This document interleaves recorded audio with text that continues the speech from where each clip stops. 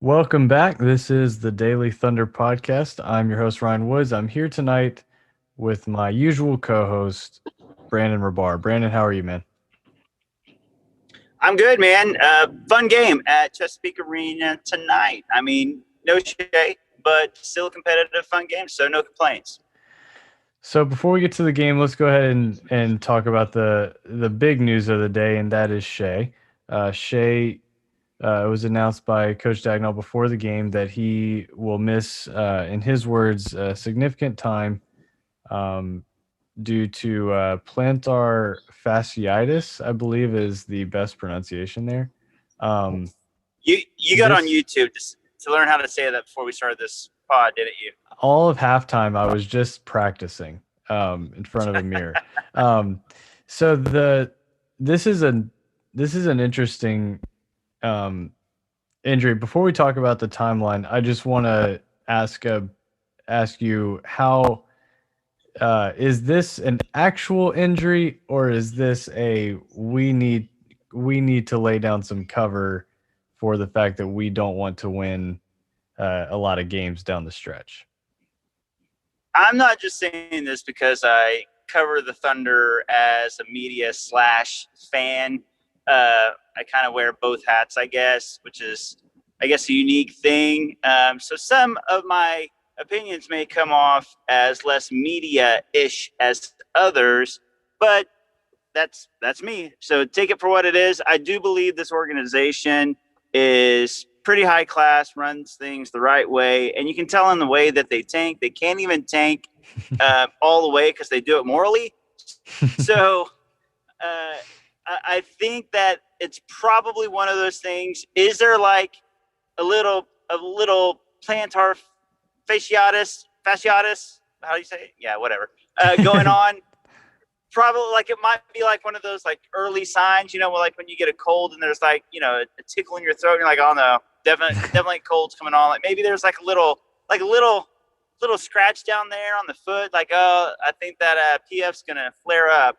We better take it easy. So I don't think that the Thunder would come out and just say there's an injury when there's not. I truly don't. I take all joking aside. I believe Dagnall when he says what he says. Now, how, severe or significant is it? I don't know. And is there like a little, warning sign there and they're just going to be extra careful? And is that smart? Yes.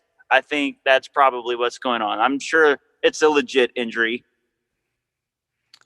And it just so happens that it'll help the Thunder's chances to get a top 5 pick. Big deal. Leave me alone, Ryan.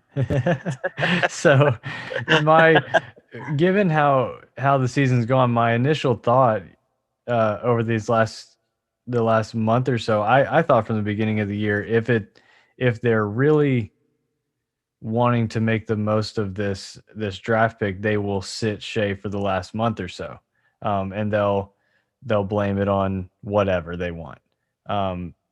This is an interesting one. I don't know that I would have predicted them to go with this foot injury, but do you think if the Thunder were playing a playoff game tomorrow, do you think Shai would play? Oh, now that's a good question. Man, this is just all speculation. Right, so right. We're just shooting the breeze. So we have no information on this. Yeah, I don't want to be quoted on this. Like, Brandon of Daily Thunder said that. I think that they probably push it because it was a playoff game, but maybe it wouldn't be wise to do it. Like, I'm guessing it's like, right, it's a real injury. And could he play if it was a playoff game? Probably. Would it be the wisest thing? Probably not. I'm guessing it's somewhere in that territory. Okay. Because when I first saw Coach Dagnall's the clip of him talking about this, my first thought was this was their last resort. Was we're going to have to blame something on Shai sitting because we cannot continue to be competitive, not with where we're at in the standings. So no, I'll buy it if it. You're saying it's legit. Like Shai's hurt. Yeah, I think that the tone of Mark Daigneault when he talked about it, and the fact that they haven't done anything like this, and just the fact that I truly don't think that the Thunder would just come out and say there was an injury when there's not an injury. I Mm-hmm. do think that there is an injury. And I only say that he would probably play if it's a playoff game. I'm just guessing because I know how players are and they push themselves maybe Right. when they shouldn't push themselves. So could he if he had to? Yeah, probably. But because they want a top 5 pick, should they take it extra careful? Sure. It's the timing is nice. It lines up to where they got to get serious about losing games and they got to take care of Shai's health. That's what I believe. I am only going to put you on the spot with a question one more time, but this is a little bit of WebMD on this injury. It's also called the policeman's heel. I have no idea what that means. An inflammation of a thick band of tissue that connects the heel bone to the toes. The inflamed tissue runs across the bottom of the foot. Symptoms include stabbing pain near the heel. Pain might be worse in the morning. Treatments include physical therapy, shoe inserts, steroid injections, and surgery. So I've never heard of I mean, we as sports fans, we see athletes diagnosed with this a lot. I feel like, and it seems to be like just shooting like needle like pain. I remember Pau Gasol going into detail on what this injury felt like, and it sounds awful. But stuff it's something that players in the past have played through. So obviously glad to see them taking it slow with Shea. I will say it's a rough injury. Like people who get this injury, it's brutal. It doesn't sound like much because it just sounds like it's like a foot heel issue, but it's hard to walk when you have it, Mm-hmm. and it can be more severe. I know my brother had this is anecdotal, but my brother had it. He was a football player, basketball player, and he had it, and he just had to sit out for a couple months Mm. because it just took rest for it to heal. So I mean, but he didn't have NBA trainers and all that stuff working on it. But Shea will make a full recovery. I have no doubt about that. So my other question for you is, have we seen Shea play for the last time this year? Would you bet? Would you bet yes or no on that? I would bet yes. I would I guess agree that with you. because there's what 29 games left. I mean, he says significant amount of time. Let's say that's 15 games. At that point, why bring him back? You're not going to be making the playoffs. It's better for your franchise if you lose games. That last stretch of games, you're playing the Warriors twice and the Kings 3 times. That's 5 important games. Hmm. Those are swing games. You need the Warriors to win for a first round draft pick. You need the Kings to win. You need to lose. Why bring him back for a last stretch of games? It makes no sense Yep. whatsoever for his injury, for his long-term health, for the long-term, draft pick future of the Thunder. I would guess that we've seen the last of Shea for the season. Which is, I mean, that's sad no matter what. Just because he's such a fun guy to watch, but he has been so awesome this whole year and just improving month after month after month. He's been getting better and better. I think he was a very strong candidate for most improved. So that part is a bummer. But overall, I mean, like you're saying, it's so important that this team starts to fall in the standings, so to give themselves the best chances. So big day for the Thunder as far as that's concerned. And on the floor tonight, it showed his absence showed. It's we've seen them win games without him, so it's not like this team has no chance anymore at winning games. If you've been watching at all this year, you know that's not the case. It seemingly doesn't matter who they put on the floor; they're going to have a chance. And in this game, they were competitive for about, what would you say, 35 of the 48 minutes? Yeah, I mean they were. I mean for most of the game, I mean they had the lead at halftime. At one point, they had a double-digit lead, and it looked like they were going to run away from it. And then mid-third quarter, uh, I'm just saying, Poku checked out, and the Thunder were up, and then he was out of the game for 5 minutes. He comes back in with 40 seconds left in the quarter, and the Thunder were down 10. I'm just saying, uh, So, He had quite the yeah, run to they open that lost it second there in the. half. Say what? He had made such a great run there to open the second half. It was really awesome. He did. He really did. He looked good tonight. He overall had a good game. He did was a big part of that run in the third quarter. Look, if you can get a game like this without SGA, you're playing a solid team in the Grizzlies. It's competitive. The Thunder have a lead for a while. You think they might win. They lose it there at the end. That's what you want to see. It's competitive. It's fun. You see some growth in guys like Poku and Moses Brown, some positive things from Lou Dort and Ty Jerome. Get the loss, call it a day. I mean, honestly, I mean Yeah. that's the ideal game for the rest of the season. If they can all go like that, chef's kiss. Get yourself a top 5 pick, come back fully recovered SGA and the youngsters another year developing, and all these guys are going to get extra chances now too with SGA as well. Yep. And we should hit on Moses Brown. He had another double in the first half. Very impressive game. 7 of 9 from the field, 19 points, 12 rebounds. I mean, he's just he's getting a ton of exposure, a ton of minutes, and good for him. He was named first team all defense in the G League today, and so I mean he's developing really well, and we'll see. I mean he potentially could be a backup, a long-term backup, a spot for Oklahoma City. We'll see, but he continues to have really strong nights. I think this is like his 4th or 5th double in the last couple weeks. So good on Moses Brown. Kenrich Williams is awesome, and I'll say I hope they do not trade him tomorrow because I do enjoy watching him play, especially if it's just going to be like a second-round pick that he would get back. I'd much rather just keep him long term. Oh, absolutely. There's no reason to trade Kenrich Williams for a second rounder. Some players like Trevor Ariza, you trade for a second rounder, you're like, oh, that's a big win. You trade Kenrich Williams on that contract, making $2 million a year for the next 2 years. No way. He's worth way more than that. Now, if you can get like a protected first, or if you can get a young prospect, sure. But anything less than that, don't trade.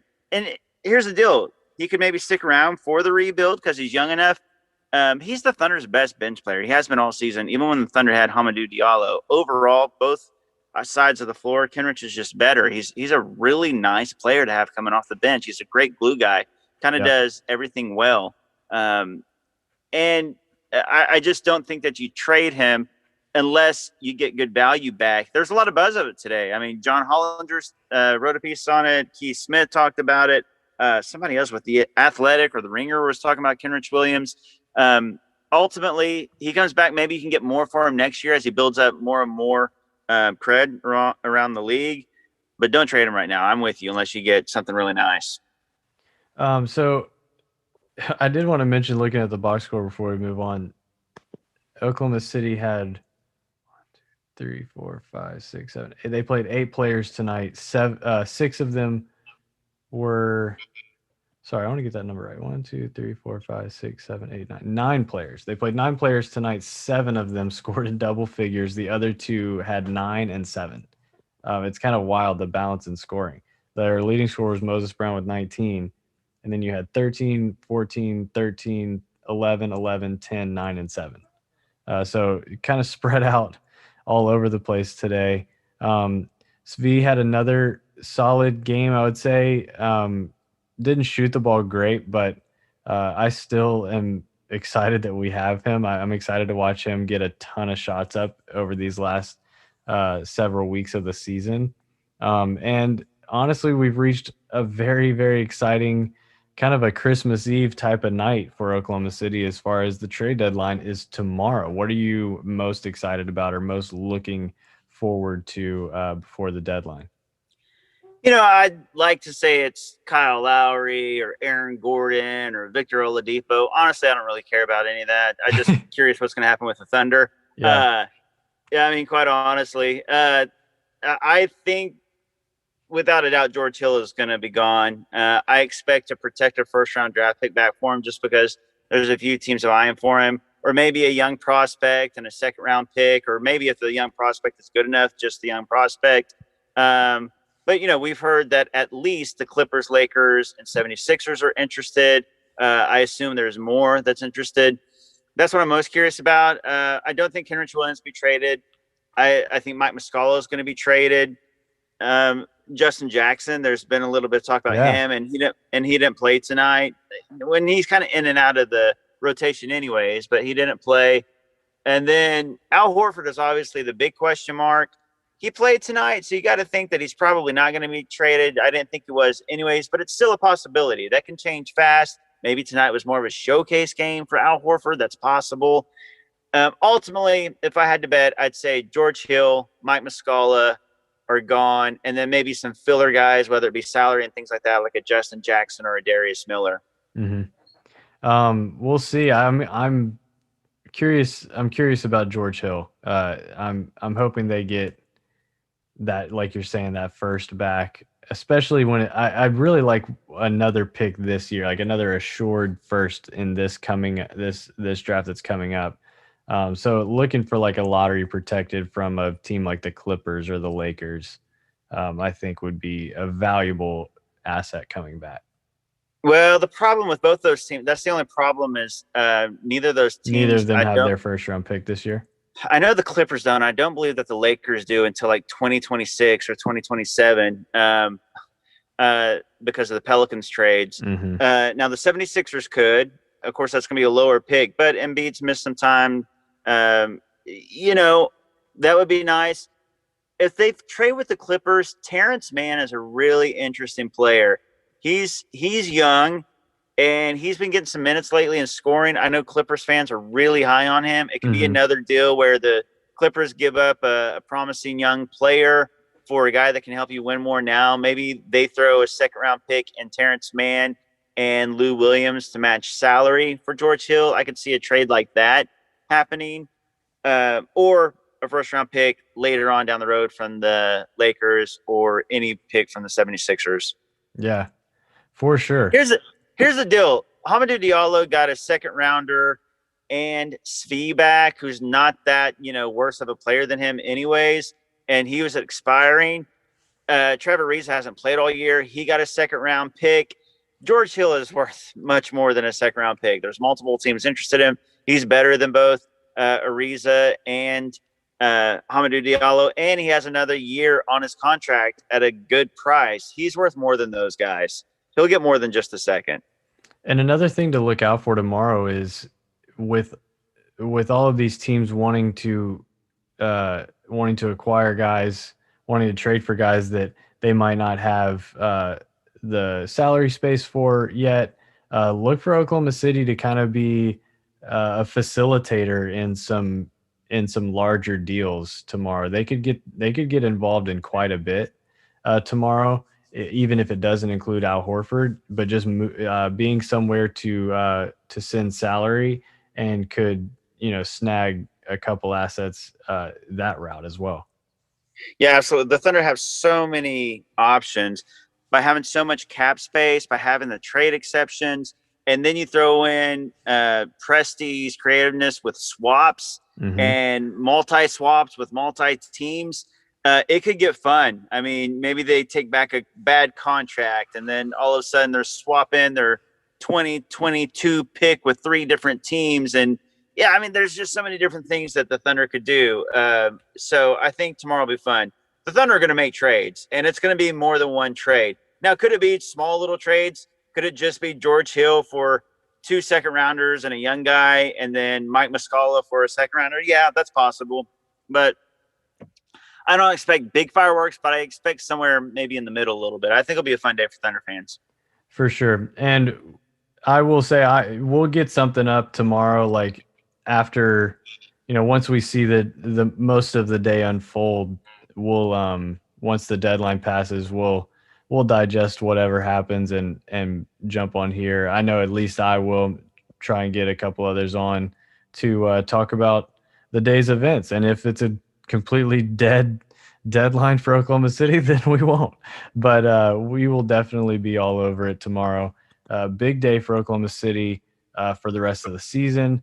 and obviously going forward. So I'm really looking forward to it. This has been a day on the calendar that is one to get excited about in a year that's kind of kind of a disappointing, kind of a strange year, I would say. Not necessarily disappointing, but just such a shift from being a competitive team. So we will see. We'll see what happens, but I'm very excited. Yeah, it's going to be fun. Tomorrow's going to be a fun day. I'm just kind of taking the day off from everything else. I actually did all my other work. I'm trying to get it done early enough just so I can enjoy the day. So I'm going to be really ticked off if nothing exciting happens. Well, And you heard it, Sam. Get after it. yeah, Get after it. Brandon's ready. I'm sure all these GMs are like me in high school. They're going to wait till the very, very, very last minute to turn in their assignment. Yeah, it always happens, doesn't it? Like I remember in college, I think it was the deadline. I'm gonna mess this up, but it was like the 2012 or 2013 deadline. I remember specifically leaving a lecture early, uh, and this was like a couple hours before the deadline because Twitter seemed to be heating up. I was like, I got to get out of here, and I remember going to like this coffee shop, and I was sitting in there just refreshing Twitter constantly, and we were still probably 2 hours from the deadline in a space where I had no class, and could have just sat in the class. Nothing happened. Could have just sat in the lecture and finished it out, and then all the action happened when I would have been out. So, of course, yeah, that's just how it goes. Well, and honestly, a lot of times it happens with it happens a lot. The deals will still be being announced like maybe 5 to 10 minutes after the deadline has passed. Like, hey, another one that was pulled off under the gun was this one. So even a couple minutes after, we could see a few get turned in. So the Thunder fans, definitely follow along. Daily Thunder will have you covered all day, and we'll get you through the deadline and keep everybody up to speed. So Brandon, as always, thanks a lot for joining me, and we'll talk to you tomorrow. Absolutely, my man. Have a good night. All right. Thanks for listening. This is the Daily Thunder Podcast.